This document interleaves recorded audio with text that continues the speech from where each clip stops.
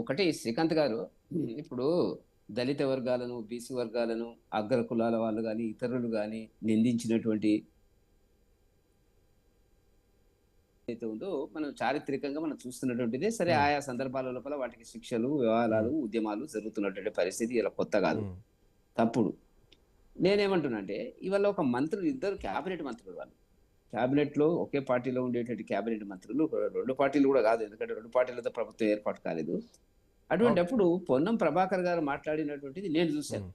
పొన్నం ప్రభాకర్ మాట్లాడినటువంటి వీడియో చాలా స్పష్టంగా ఉంది. లోపట మాట్లాడిండా, చెవుల మాట్లాడిండా, వివేక్ గారు చెప్తుండ్రా, మొత్తం మీద రికార్డ్ అయింది. ఎట్లా మాట్లాడినా హ్మ్. కూడా, ఏ రకంగా మాట్లాడినా కూడా, లోపట మాట్లాడినా, బయట మాట్లాడినా, బహిర్గతం అయిన తర్వాత అది పొన్నం ప్రభాకర్ గారికి అది తగదు. హ్మ్. ఎందుకంటే పొన్నం ప్రభాకర్ గారు వాస్తవానికి ఏ, హైదరాబాద్ ఇన్ఛార్జ్. ఆయన వచ్చిన ప్రాబ్లం ఏంటంటే, మీరు ఆయన చాలా సందర్భాల్లో నేను అనుకున్నా, ఈయనకి ఎందుకు ఇచ్చినారు హైదరాబాద్ ఇన్ఛార్జి అంటే, మొత్తం హైదరాబాద్ లో చక్రం తిప్పడానికి ఆయనకు ఉపయోగపడేటువంటి చాలా చాలా విలువైనటువంటి నిర్ణయాలు ఉంటున్నారు కదా, చాలా అవును. విలువైన నిర్ణయాలు అవును. హైదరాబాద్ కేంద్రంగా జరుగుతాయి. హ్మ్. దాంట్లో ఆయన భాగస్వామ్యం. ఇప్పుడు వాస్తవానికి అట్లూరి లక్ష్మణ్ కుమార్ గారికి సీఎం గారు 17th సెప్టెంబర్ నాడు జెండా ఎగరేసేది, కరీంనగర్ లో జెండా ఎగరేసేటువంటి ఒక అవకాశం ఇచ్చినాడు. అవును.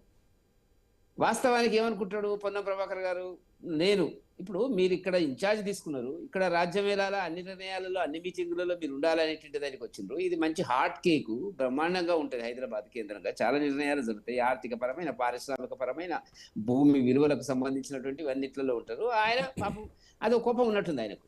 రెండవది, ఆయన లేటుగా మంత్రి అయినటువంటి పరిస్థితి. అవును. అవును. కరీంనగర్ రాజకీయాల లోపల కూడా కొంత అభిప్రాయ భేదాలు ఉండి ఉంటాయి, ఉండి లేదనే ఉంటాయి. కాదు. అవును. ఇవాళ స్థానికంగా. పొరపాటు టక్కునేదో అన్నాడు అని అనుకోవడం లేదు. హ్మ్. మైండ్ లో ఇప్పుడు ఒకటి శ్రీకాంత్ గారు, మీ మీ గురించి నేను ఏదైనా కామెంట్ చేయాలనుకున్నప్పుడు నాలో అనేక రకాలుగా, అనేక సందర్భాల లోపల అది రగులుతూ ఉంటుంది. అవును. రగులుతున్నప్పుడు ఏదో ఒక సందర్భం వచ్చినప్పుడు మాట అనేస్తా నేను. అవును. అదే జరిగింది తప్ప ఏదో క్యాజువల్ అనేసిండు అనేటువంటి మాట కాదు అక్కడ. ఏది ఏమైనప్పుడు కూడా, ఇప్పుడు 9% మాదిగలు ఉన్నారు తెలంగాణలో, 5% మాలలు ఉన్నారు, హ్మ్. ఇద్దరు మంత్రులు ఇక్కడ, ఇద్దరు మంత్రులు, మొత్తం నలుగురు మంత్రులు ఉన్నటువంటి పరిస్థితి లోపల ఆయనకి ఇచ్చిన శాఖనే పాపం చాలా సందర్భాల లోపల ఆయన బాధపడుతున్నటువంటిది ఏంటంటే, సంక్షేమ శాఖ ఇచ్చినారు. ఇప్పుడు హ్మ్. ప్రభుత్వంలో ఏంటంటే, మీరు అవునన్నా కాదన్నా కాంగ్రెస్ పార్టీ రెడ్డి సామ్రాజ్యవాద పార్టీ అండి, లేదు సందేహం లేదు. నేను కూడా రెడ్డినే. కాకపోతే ఏంటంటే వాస్తవాలది, ఆ రెడ్డిలకు అనుబంధంగానే దళితులు చాలా సందర్భాల లోపల వాళ్ళకు ఓటేస్తున్న సందర్భాలు నమ్మినప్పటికీ కూడా, ఇవాళ జరిగినటువంటి పరిస్థితి ఏం కనబడుతున్నటువంటిది మనకు, ఒక హ్మ్. మంత్రి ఇంకొక మంత్రిని బహిరంగంగా మీటింగుకు సంబంధించి, ఏదైతే ముస్లింలకు సంబంధించినటువంటి భూమికి సంబంధించిన నిర్ణయం చేసేటువంటి దాంట్లో ఆయన మంత్రిత్వ శాఖ, అది మీరు గుర్తుంచుకోవాల్సిందే. అక్కడ ఆ మీటింగ్ ఏం మీటింగ్ అంటే, అది వాస్తవానికి పొన్నం ప్రభాకర్ ప్రాధాన్యత మీటింగ్ కాదండి. అవును. పొన్నం అవును. ప్రభాకర్ పోయినా పోకున్నా ఒకటే అది. ఉండాల్సింది ఎవరంటే అల్లూరి లక్ష్మణ్ గారు ఉండాలి అక్కడ. అవును. అది దానికి సంబంధించినటువంటిది. సరే, అక్కడ వివేక్ గారు వచ్చినారు, వీళ్ళందరూ వచ్చినారు. ఇప్పుడు ప్రతి దగ్గర ఏంటంటే, ఈ జూబ్లీ హిల్స్ లో జరిగినటువంటి ఒక సమావేశంలో వచ్చినటువంటి ఎన్నికల లోపల హ్మ్. ప్రజలని మభ్య పెట్టడానికి చేసేటువంటి ఒక కార్యక్రమం, ఎన్నికల ముందు చేసినటువంటి దాంట్లో జరిగినటువంటి ఒక సంఘటన. సరే, హ్మ్. ఆయన ఏదో బిజీ ఉన్నాడు, నేను వస్తున్నా, మీరు స్టార్ట్ చేయండి అన్నాడు.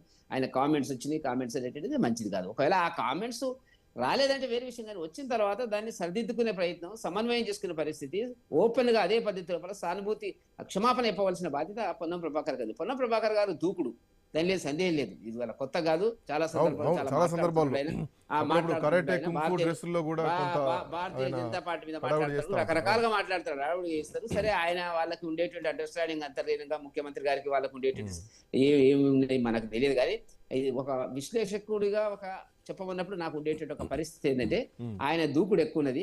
దూకుడులో పాపం ఆయన మీద మాటలు అన్నాడు, అనకూడదు.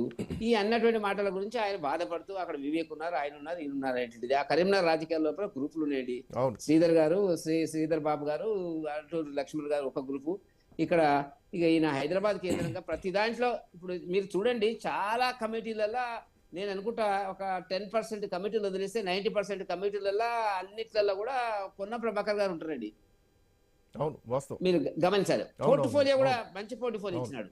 అదే లక్ష్మణ్ గారికి వచ్చినప్పటికి ఏంటంటే, ప్రాముఖ్యత లేని పోర్ట్ఫోలియోలు ఇచ్చినారు. హ్మ్. దళితులకు ప్రాముఖ్యత లేని పోర్ట్ఫోలియో ఇవ్వడం అనేటువంటిది, ఎక్సెప్ట్ ఎవరికి, మనకి ఆ, బట్టి విక్రమార్క గారికి ఇచ్చినటువంటి ఒక ఫైనాన్స్ వదిలేస్తే, వివేక్ గారు ఇచ్చినటువంటిది కూడా ఏంటంటే, మీ నాయన చేసినాడు కాబట్టి నువ్వు కూడా ఈ లేబర్ అనేటువంటి పద్ధతిలో కూడా తీసుకుపోయినట్టు సందర్భం ఉందేమో అనేటువంటిది సమర్థులు వాళ్ళు. అంటే కాబట్టి ఇట్లాంటి నేనేమంటున్నా ఇట్లాంటి అంటే, కాంగ్రెస్ పార్టీలో రెగ్యులర్ గా మనం చూస్తూనే ఉన్నాం. రెగ్యులర్ గతంలో యాదగిరిగుట్ట ఇప్పుడు యాదగిరిగుట్టకు పోయినప్పుడు డిప్యూటీ సీఎం కి బట్టి విక్రమార్కకు చిన్న కుర్చీ వేయడాలు, వీళ్ళు పెద్ద కుర్చీలో కూర్చోవడాలు, మీ కేంద్రంలో ఎంతమంది ఇట్లాంటివి చూసినాం. మంత్రివర్గంలో చోటు ఇచ్చారు సార్?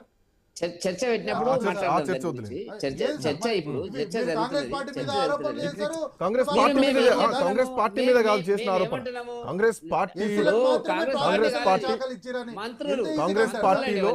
పార్టీలో ఒక మంత్రికి జరిగినటువంటి అవమానం గురించి మాట్లాడుతున్నటువంటి అంశం.